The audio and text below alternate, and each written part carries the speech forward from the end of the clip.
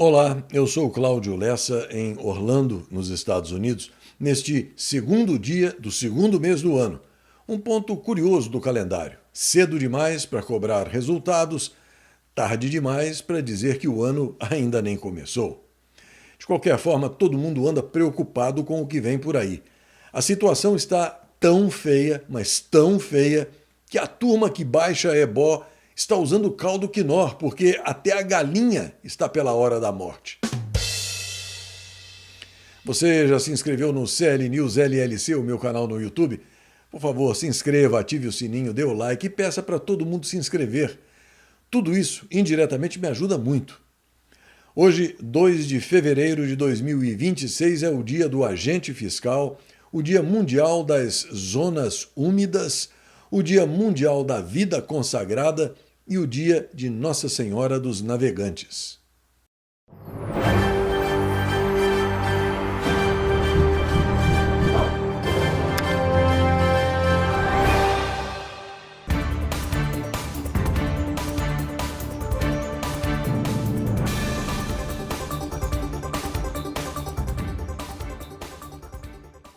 Os indicadores financeiros mostram dólar e euro em alta, bolsa de valores e Bitcoin em baixa, IPCA e Selic na mesma e baixa do grama do ouro. Durante o fim de semana explodiu como uma bomba nuclear nas redes sociais o vídeo do piloto de jatos particulares Mauro Matosinho, com 15 anos de experiência, que trabalhava para figuras do submundo conhecidas como Primo e Beto Louco, e que resolveu abrir o bico revelando os intestinos da bandidagem oficial do Fazendão, em especial as ligações dessa dupla com o Bubina, o amigo do amigo de meu pai, e diversos políticos. Confira. Durante meses eu fui pago para pilotar um avião, mas o que eu descobri foi uma janela para a corrupção do nosso sistema. O meu nome é Mauro Matosinho e eu sou piloto de jatos particulares há 15 anos. Em novembro de 2023, eu fui contratado por uma empresa chamada Táxi Aéreo Piracicaba. Era uma empresa que aparentava estar em plena expansão. Quem comandava a operação era Epaminondas, e ele não era apenas um gestor, era ele quem articulava os voos, as aeronaves e as relações. E foi o próprio Epaminondas quem me informou que o avião que eu voava, um Gulfstream G150, de matrícula Papa Romeo Sierra Mike Golf, era de dois empresários, Beto e Primo. Eles atuavam no setor de combustíveis e mantinham relações com o fundo REAG. E hoje, ambos são apontados pela Polícia Federal como lideranças do PCC, em esquemas de lavagem de dinheiro envolvendo a Faria Lima. Entre janeiro e maio de 2024, eu voei exclusivamente para Beto, Primo, seus familiares e funcionários, conhecidos internamente como o pessoal da REAG. No final de maio, houve uma reportagem no Fantástico, e essa matéria apontava as primeiras relações desses nomes com o crime organizado. A partir daí, os voos se intensificaram, principalmente para Brasília. No dia 6 de agosto, em um voo para Brasília, Epaminondas me entregou uma sacola de papel.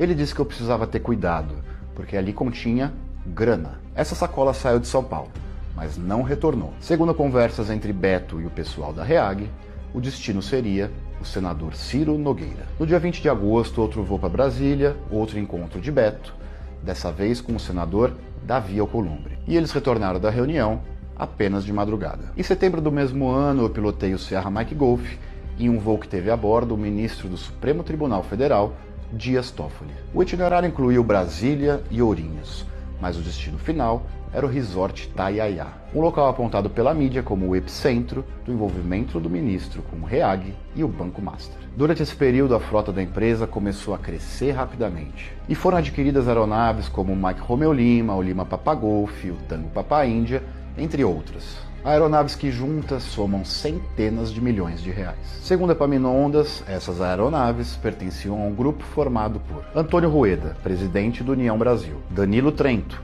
lobista investigado por fraudes no INSS e na compra de vacinas, e César Asfor Rocha, ex-ministro do STJ, junto com seu filho. Epaminondas dizia ainda que Rueda articulava recursos do BRB para a compra de um hangar próprio no Aeroporto Internacional de Brasília, o antigo hangar Sagres. E o BRB, por sua vez, também aparece conectado ao Banco Master. Em diversos momentos, houveram pagamentos feitos em dinheiro e espécie. Em alguns casos eu presenciei, em outros eu ouvi diretamente do dono da empresa. E esses valores eram às vezes chamados, ironicamente, de cargas perigosas. Pagamentos feitos por voos que atendiam agendas do governo do Amazonas e de Alagoas. Também presenciei voos envolvendo Danilo Trento, com parada em Brasília, para o embarque de caixas de dinheiro. Voos que também levavam convidados de Danilo para Barreirinhas, no Maranhão, onde se encontrava com outros políticos em uma fazenda que pertencia a um senador do estado. E tudo que eu contei aqui não é opinião, é o que eu vivi, o que eu ouvi e o que eu vi.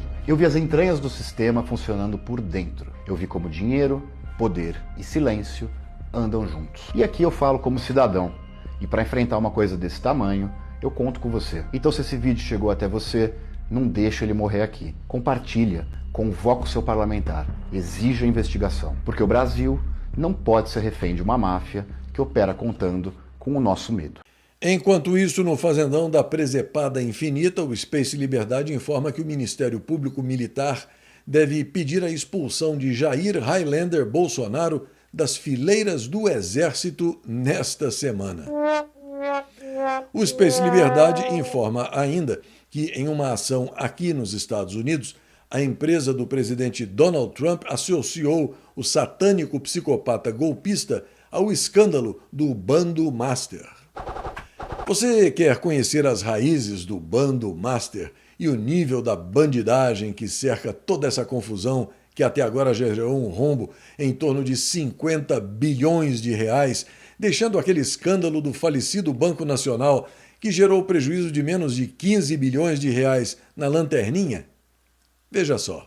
Jacques Wagner, Rui Costa, Augusto Lima, Jerônimo Rodrigues, família Alencar e o caso do Banco Master na Bahia. Esse é o mini-doc do Master na Bahia e aqui você vai entender duas coisas. Primeiro, como um banco que surgiu do nada cresceu mais de 11.000% em 2 anos. Segundo, porque a Bahia foi o estado central da estruturação do Master e qual o envolvimento dos caciques políticos do PT e seus aliados nesse caso. A engrenagem sendo montada. Tudo começou em 2018, na gestão do ex-governador da Bahia e ministro do governo Lula, Rui Costa, que fez uma manobra inédita para um petista, que possivelmente você vai estranhar. Rui resolveu privatizar a Cesta do Povo pela bagatela de 81 milhões de reais e entregar na mão de Augusto Lima, que disso tornou-se o Credit Sexta. Mesmo cara que lá na frente ia ser a base de estruturação para todo o processo de Daniel Vorcaro. Empresário, economista, baiano, atuou como sócio de Vorcaro e foi CEO do Banco Master, criando seu maior produto, que é denunciado até hoje por supostamente lesar milhares de servidores públicos na Bahia, a mina de ouro. O produto milagroso, que é o maior truque financeiro que eu já vi, simplesmente um cartão de crédito consignado que desconta direto da folha dos servidores, com juros absurdos, com mais de 100% ao ano em alguns casos, fazendo muito dinheiro pro Master, e não para por aí. Denúncias explodem, vários servidores começam a perceber que o salário vinha menor, alegando supostos golpes, cartões sendo emitidos sem serem solicitados,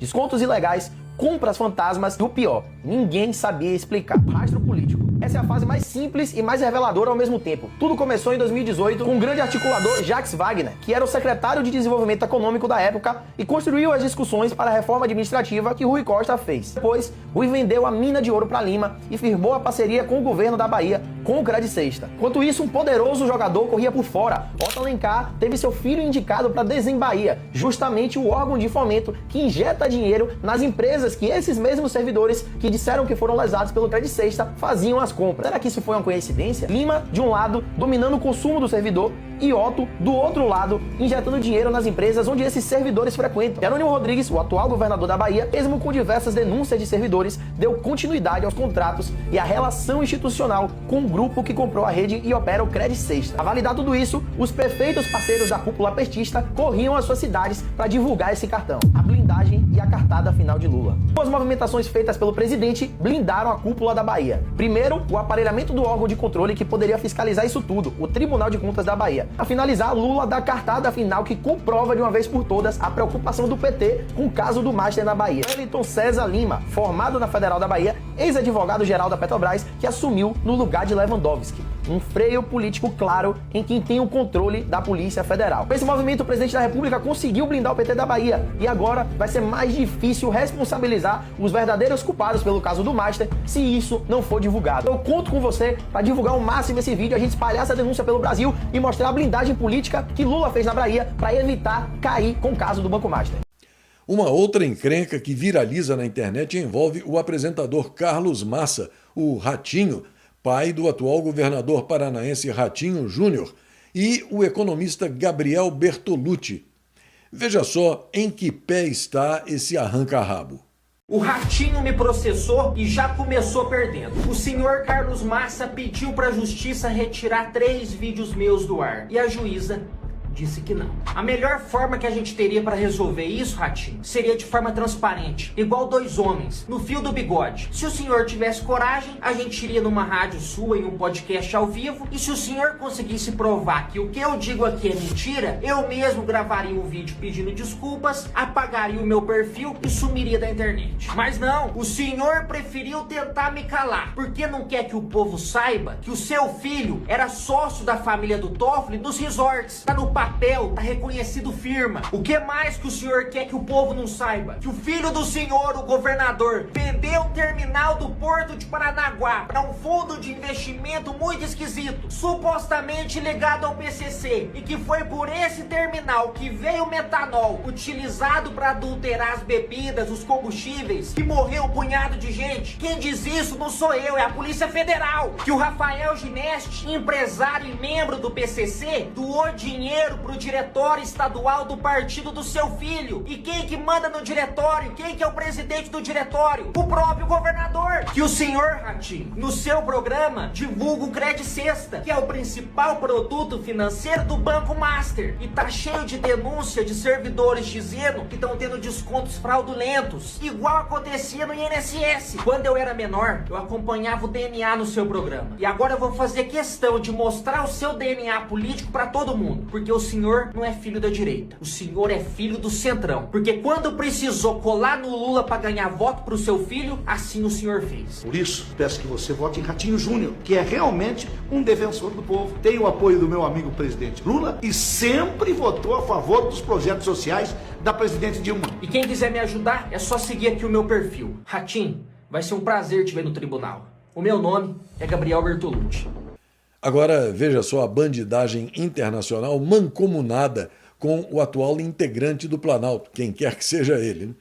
A revista Oeste informa que o ditador da Bielorrússia, Alexander Lukashenko, no poder há 31 anos, ofereceu ajuda ao vigarista cachaceiro para que as eleições de 2026 ocorram em um ambiente pacífico e tranquilo. Que ajuda seria essa, hein? E, em meio a tudo isso, a Gazeta Brasil traz a notícia de que o covil dos 513 picaretas e 81 inúteis e covardes retomou os trabalhos hoje sob pressão do calendário curto e do clima eleitoral. Depois de 40 dias de recesso, o ano legislativo promete ser intenso, embora breve. Em 2026, a tradicional redução do ritmo parlamentar em anos eleitorais será agravada por feriados nacionais e pela realização da Copa do Mundo, o que vai forçar os líderes a concentrar as principais decisões ainda no primeiro semestre.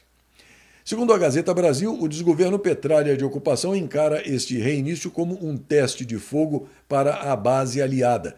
A prioridade na Câmara dos Deputados é a aprovação de medidas provisórias urgentes, com destaque para o programa eleitoreiro Gás do Povo, que prevê a distribuição gratuita de botijões de GLP para famílias de baixa renda. E se o calendário é curto e se o clima eleitoral é agitado, os dependentes dos serviços prestados pelo INSS que se lasquem.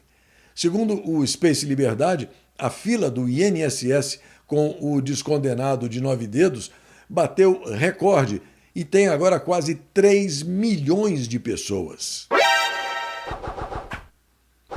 O jornalista Joaquim Ribeiro traz a informação de que as novas regras do Banco Central que aumentam a segurança do Pix entraram em vigor hoje. De acordo com o BC, as medidas têm como objetivo aumentar a proteção dos usuários e tornar o sistema de pagamentos instantâneos mais seguro.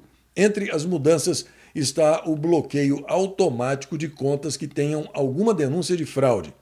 As mudanças ampliam o combate a golpes, com a atualização do chamado Mecanismo Especial de Devolução, o MED, que permite o bloqueio e a tentativa de recuperação de valores transferidos de forma irregular, que podem ser rastreados mesmo depois de passarem por diferentes contas.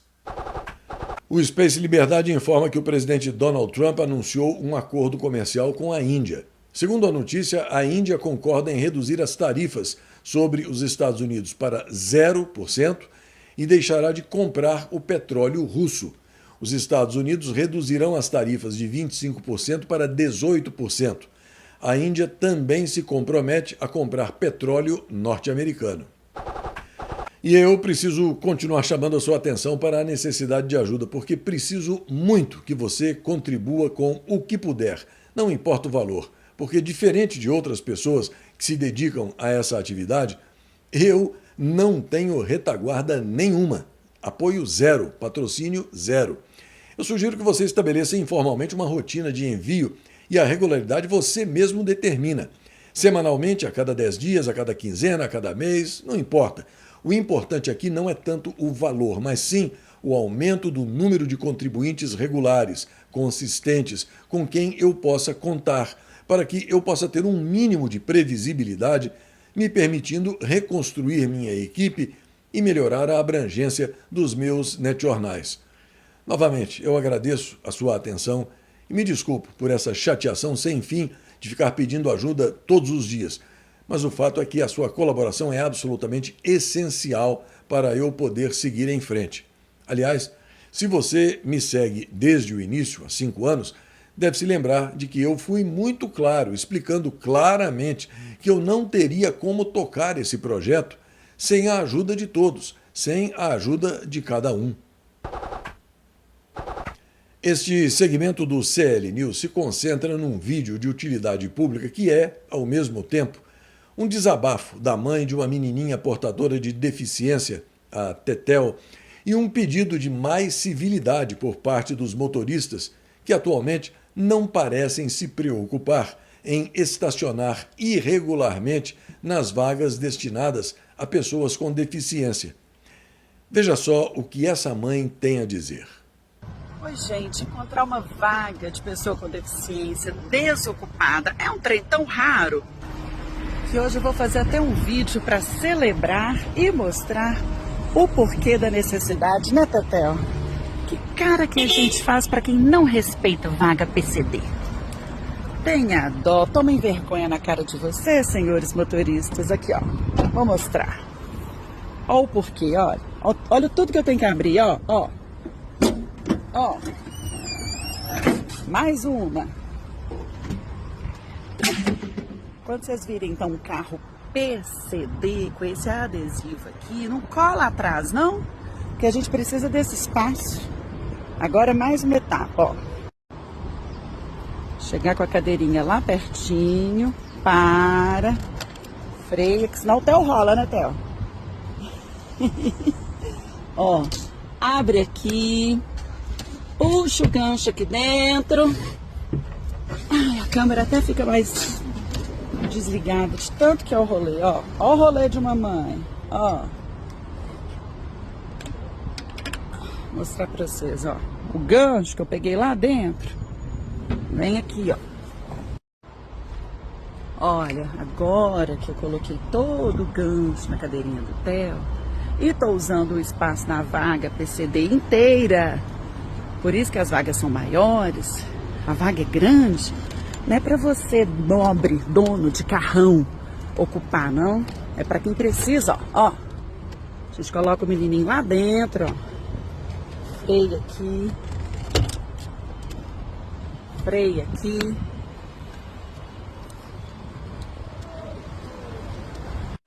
Deu para entender, gente, que vaga PCD é para pessoas com deficiência, pessoas extremamente especiais, que no caso não são vocês. Nem por 5 minutinhos, né, Theo? E não é por nada não, mas ao mesmo tempo, se você tiver uma chance, agradeça a Deus, se for o caso, por não ter um parente que obrigue você a suportar um sofrimento diário desses, que vai ser enfrentado até o fim da sua vida, uma rotina pesada como a dessa mãe abnegada e amorosa que se dispôs a gravar esse vídeo. O noticiário internacional do fim de semana foi dominado por uma outra bomba que explodiu no coração de Nova York, a Grande Maçã, reunindo duas figuras infames da atualidade norte-americana. Segundo as notícias, as chances de Jeffrey Epstein ser o pai biológico do prefeitinho comunista Zoran Mamdani são bem maiores do que se imagina. A mãe dele, Myra, era uma cineasta proeminente em Nova York nos anos 80 e circulava nos mesmos círculos que o estuprador de menores Jeffrey Epstein. Ela produziu um documentário perturbador chamado Children of a Desired Sex, ou Crianças de um Sexo Desejado, em 1987, só alguns anos antes de Zoran Mamdani nascer. Acredite se quiser, mas a mãe do prefeitinho comunista de Nova York foi casada com um sujeito chamado Mitch Epstein, de 1981 até por volta de 1989. A expressão por volta é bem interessante porque é exatamente isso que está escrito na página dela, que contém os detalhes do perfil dela. Parece que ela está mentindo sobre o ano real. Ela conheceu o segundo marido, o acadêmico Mahmoud Mamdani, em 1989 durante uma pesquisa de filme em Uganda. Se casou com ele em 1991 e aí Zoran Mamdani nasceu em outubro de 1991 em Kampala, Uganda. Segundo as especulações, a probabilidade de ele ter sido concebido dentro do casamento é bem pequena, com base nessa linha do tempo. Myra e Mitch Epstein supostamente não tiveram filhos juntos, apesar de terem ficado casados por volta de 8 anos. Considerando que Jeffrey Epstein e Mitch Epstein, que dizem não ter parentesco, têm origens bem parecidas e ainda por cima se parecem fisicamente, dá para dizer que ela tinha preferência por um tipo bem definido. Com a provável sobreposição do primeiro casamento dela com o encontro com Mahmoud, provavelmente ela também não era nenhuma estranha a traições. Graças ao recente vazamento de arquivos, agora sabemos que Myra e Jeffrey tiveram pelo menos algum tipo de relacionamento nos anos 2000. Ela foi citada em um e-mail de 2009 da publicista Peggy Siegel para Jeffrey Epstein sobre uma festinha na casa de Ghislaine Maxwell, em Nova York, depois de uma exibição do filme dela. Como os dois se conheciam? Provavelmente porque eram amigos ou algo mais há muito tempo.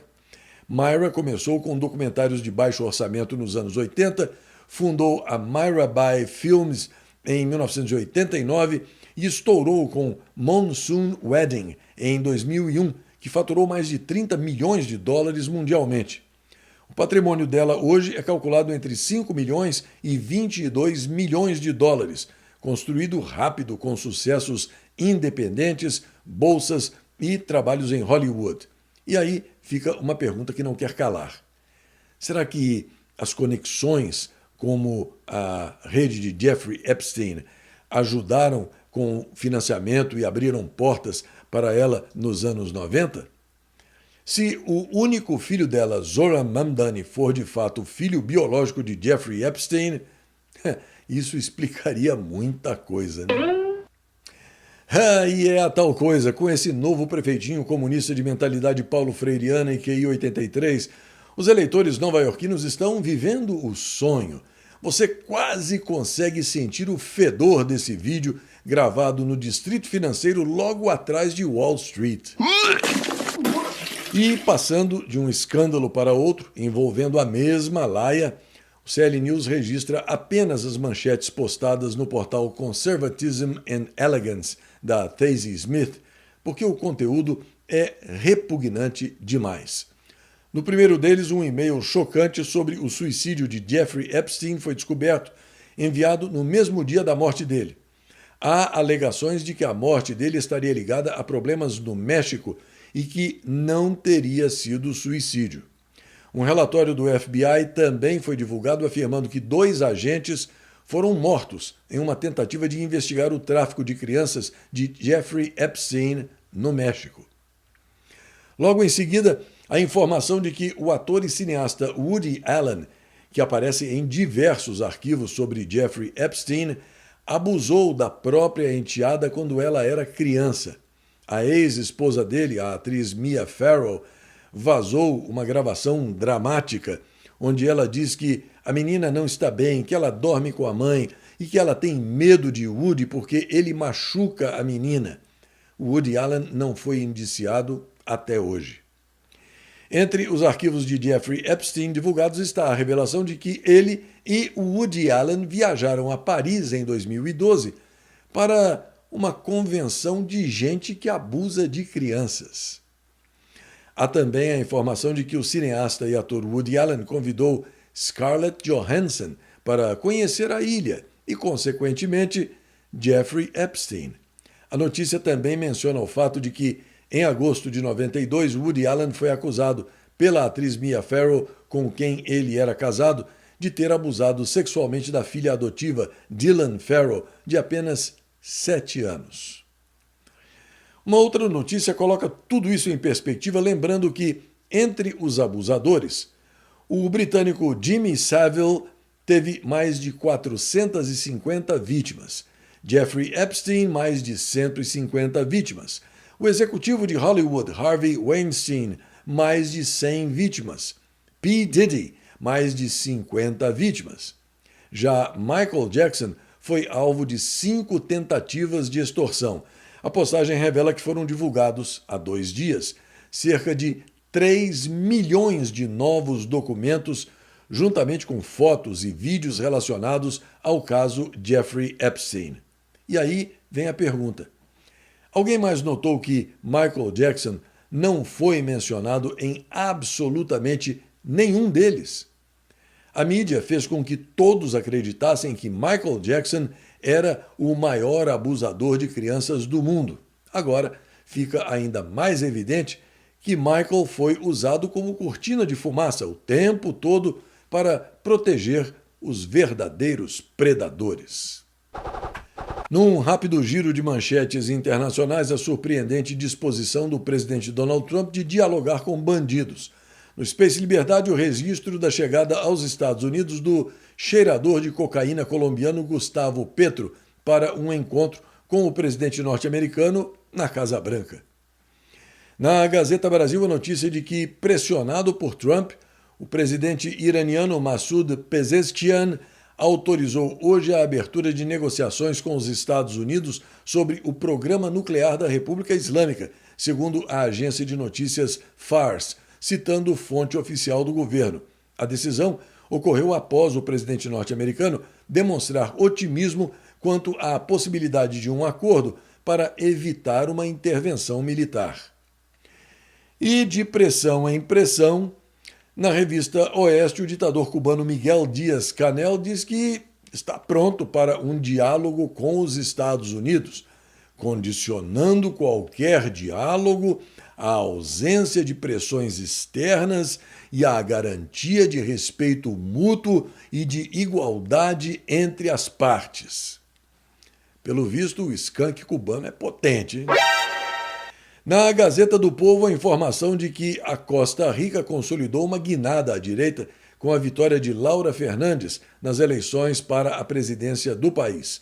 A Gazeta Brasil também noticia a vitória de Laura Fernandes para a presidência da Costa Rica e o Space Liberdade informa que ela, ao vencer as eleições presidenciais, prometeu limpar o país da mesma forma que o vizinho salvadorenho Nayib Bukele. Entre as propostas dela está a reconstrução do judiciário e de outras instituições estatais. Líderes do partido reconheceram que outro objetivo também é o de emendar a Constituição para permitir a reeleição consecutiva. O Partido Soberano do Povo, de Laura Fernandes, conquistou 30 das 57 cadeiras no Congresso, segundo resultados preliminares, mas vai precisar de consenso para implementar reformas significativas que exigem a maioria de 2/3 no Legislativo. Neste dia 2 de fevereiro, em 1536, o espanhol Pedro de Mendoza fundava a cidade de Buenos Aires. Em 1841, El Salvador se constituía em república unitária e independente das outras repúblicas da América Central. Em 1892 era inaugurado o Porto de Santos, o principal porto brasileiro, o maior complexo portuário da América Latina e um dos maiores do mundo. Em 1893, uma guerra civil denominada Revolução Federalista ocorria na região sul, durando até 1895, poucos anos após a proclamação da República, e envolvendo o Rio Grande do Sul, Santa Catarina e o Paraná. Em 1935, o Acordo Comercial Brasil-Estados Unidos era assinado. Em 1943, durante a Segunda Guerra Mundial, o exército soviético vencia a Batalha de Stalingrado.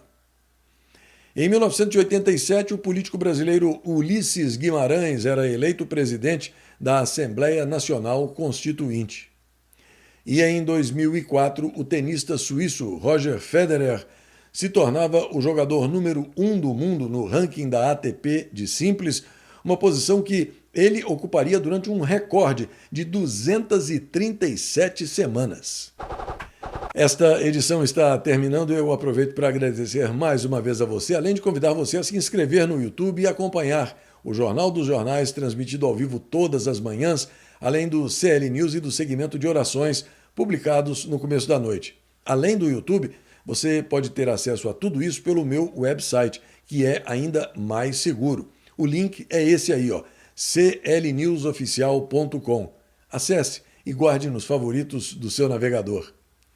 E aqui vai um forte abraço para a Maria Junkes Luschik, Nelson Luiz de Magalhães, Victor Ostrovski, Marcos Gualberto Oliveira, João Batista Guerra, Juan Manuel Recoder Vidal, Genival Gomes de Souza, Diógenes Ramos Saldanha Costa, Nélio Rohenkohl, Manuel Vandmar Lima de Oliveira e para o Carlos Américo Schucker de Almeida Costa. E mais uma coisinha. Eu fico aqui pensando com meus botões. Dizem que quem apoia o Jair Highlander Bolsonaro é louco igual a ele. Então quer dizer que quem apoia o atual ocupante do Planalto também é ladrão igual a ele?